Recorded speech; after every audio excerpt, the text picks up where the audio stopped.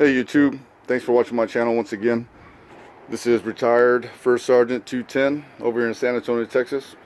And I wanted to continue on with the video for air layering this Pakistani mulberry tree. I'm going to recap real quick. I got both these along with other varieties from a local San Antonio nursery. It's one of the biggest ones in East San Antonio. Obviously it's grafted to a different rootstock, and it's grown into this tree. They currently stand, I say, about 10 feet tall with multiple branches.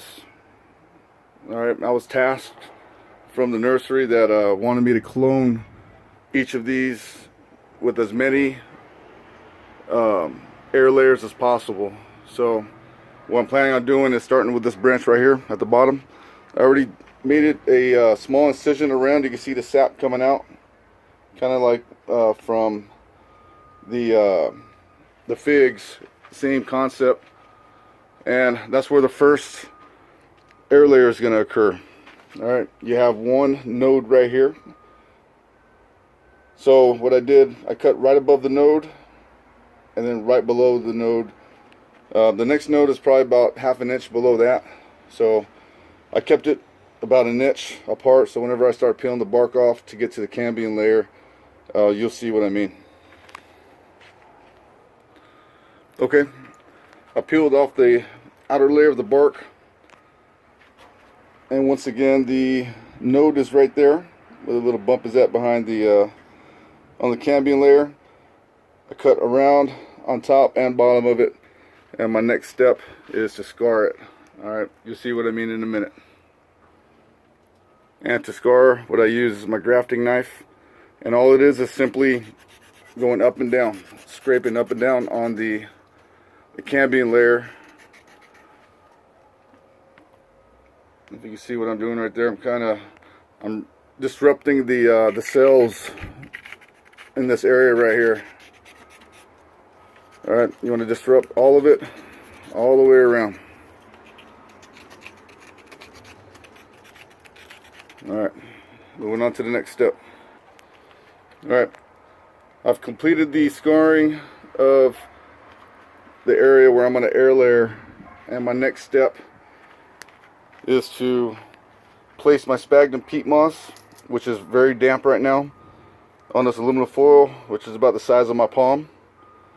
Alright, all I did was wad it up from the bag into my palm, got it soaked into the water, some clean water, wrung it out, and it's dampening right now as we speak on this aluminum foil.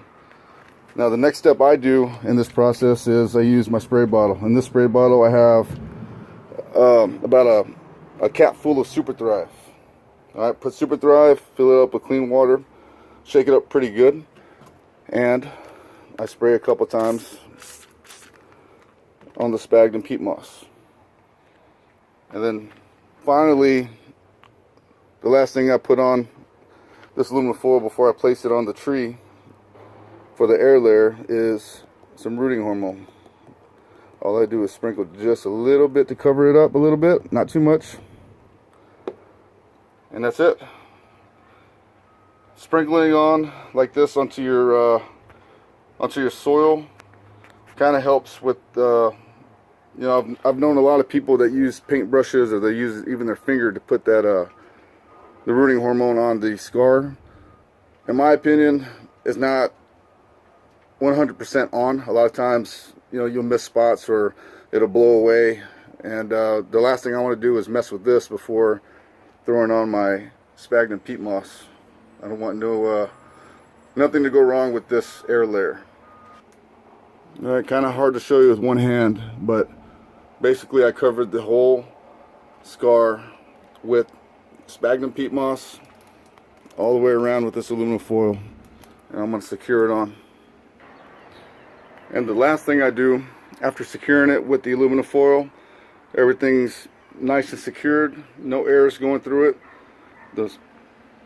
I wrap it around with some tape, or you can use string, somewhere to mark the date. You know, today's the 18th, so yeah, this is the final product. I'm gonna have a whole mess of these on all these branches right here.